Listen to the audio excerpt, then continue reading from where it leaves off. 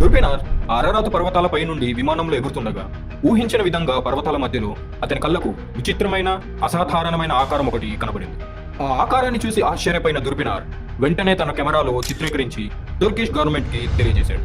ఆ కెమెరాలోని ఫిల్మ్ ని డెవలప్ చేసిన తర్వాత ఫోటోలను చూసి శాస్త్రవేత్తలందరూ ఆశ్చర్యపోయారు.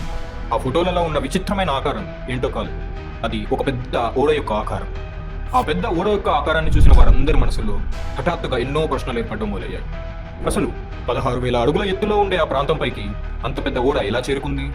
అంత పెద్ద ఓడను నిర్మించింది ఎవరు? బైబిల్లో ఉండే నోవాహు యొక్క ఓడ ఇదేనా?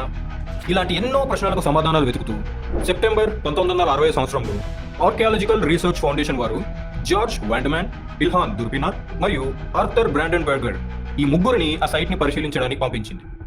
2 రోజులు ఆ ప్రాంతంలో త్రవ్వకాలు జరిపిన తర్వాత ఆ శాస్త్రవేత్తలు కనుగొన్న విషయాలకు వారు మాత్రమే కాదు, యావత్ ప్రపంచమంతా ఆశ్చర్యపోయింది.